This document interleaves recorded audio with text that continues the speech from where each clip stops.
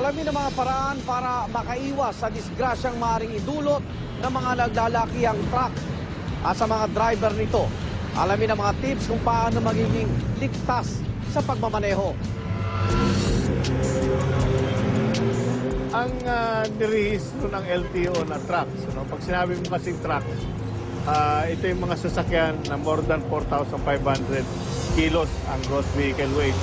Kaya mag-umpisa tayo sa maliit na truck hanggang doon sa malaking truck, yung mga 18-wheelers, yung mga 20-wheelers na trucks. Kumigit kumulang na nasa 400,000 lahat yan sa buong Pilipinas. Unruly drivers, yan ang pangunahing dahilan. Alam nila kung anong rules pero hindi na sinusunod. Merong capacity rating sa mga sasakyan. Depende sa dami ng axle. Like for example, yung normal na truck, 2 axle yan. Yung unang axle niya, 2 gulong. Yung sa likod na axle, 4 na gulong. So tawag natin ito 6-wheeler. Yung karamihan yan, nagkakarga lang maximum ang gross vehicle weight niyan. Aabot lang ng 8 ton. Ang nagiging problema pagdating dito sa atin sa Pilipinas, kasi nga, yung may-ari ng truck, gusto niya kumita na mas malaki, so i-overload niya yung truck niya.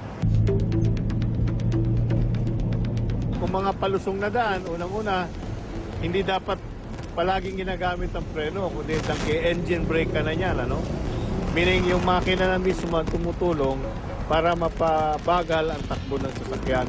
Huwag mo nga hayaan ang truck na para mag-freewheeling, na mag-gain siya ng momentum para bumilis yung takbo niya. Dahil mahihirapan kang pahintuin yun, lalo na kung may karga at palusong pa.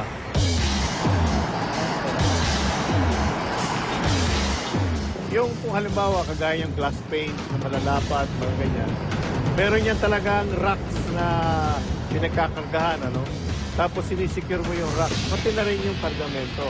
Nakatali ng maayos yan para hindi gagalaw-galaw yan. Speeding.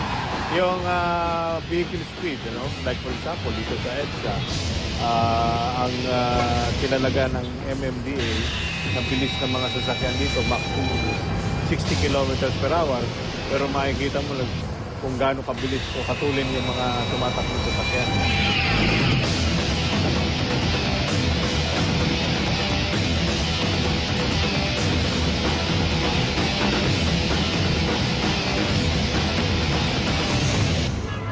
Maraming salamat sa inyong patuloy na pagsubaybay sa aming programa. Hanggang sa susunod na Huwebes, mga igan. Ako naman, Arnold Clavio, dito sa Rescue. Naniniwala kami, kahit sino, pwedeng tumulong.